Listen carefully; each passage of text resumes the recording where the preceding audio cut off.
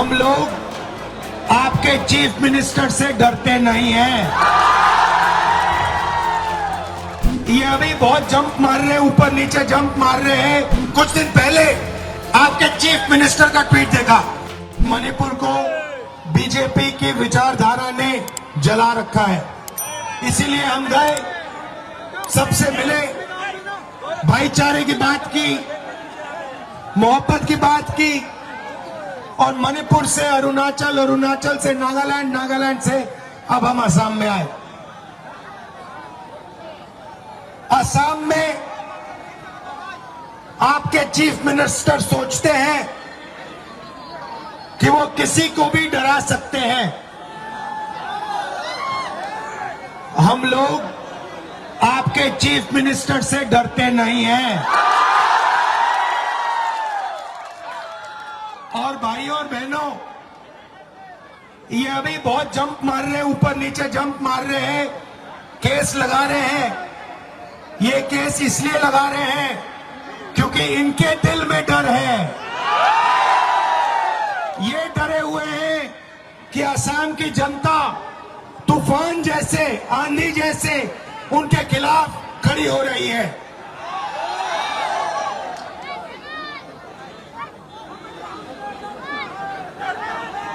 असम में सबसे ज्यादा बेरोजगारी। मैं आपसे पूछता हूं, युवाओं से पूछता हूं, क्या असम में असम के युवा को रोजगार मिलता है? मिल सकता है? नहीं मिल सकता है। क्यों? क्योंकि देश के सबसे भ्रष्ट चीफ मिनिस्टर असम के चीफ मिनिस्टर हैं। उनका सिर्फ एक काम है, एक तरफ वो नफरत फैलाता है,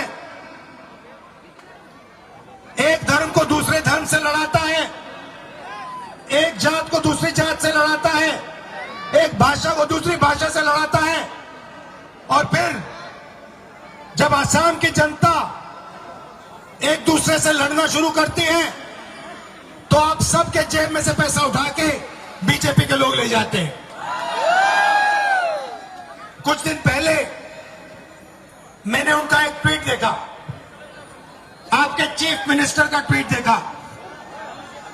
कहते हैं, ट्विटर में कहते हैं कि पिछड़ी जात वाले, दलित,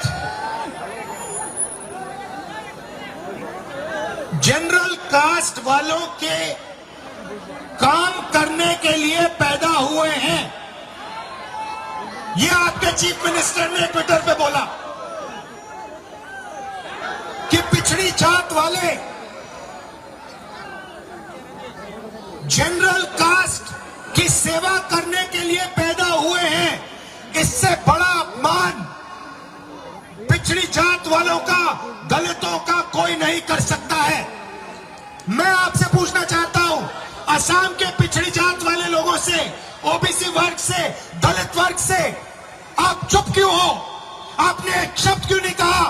आपके चीफ मिनिस्टर ने आपका अपमान किया है, आपको कहा है कि आप जनरल कास्ट की सेवा करने के लिए पैदा हुए हो। आप चुप क्यों हो? आपको चुप नहीं होना चाहिए। आपका अपमान किया जा रहा है, आपको चुप नहीं रहना चाहिए। आपको अपनी बात चीफ मिनिस्टर के सामने रखनी चाहिए। मैं रखता हूं। दलित वर्ग, ओबीसी वर्ग, आदिवासी वर्ग, माइनॉरिटी किसी से कम नहीं है।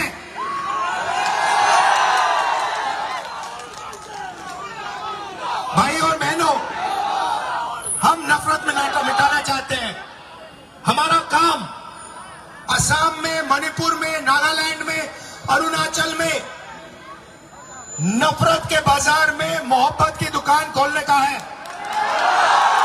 हम इस देश को जोड़ने का काम करते हैं। भाई, ओए, चोट तो नहीं लगी?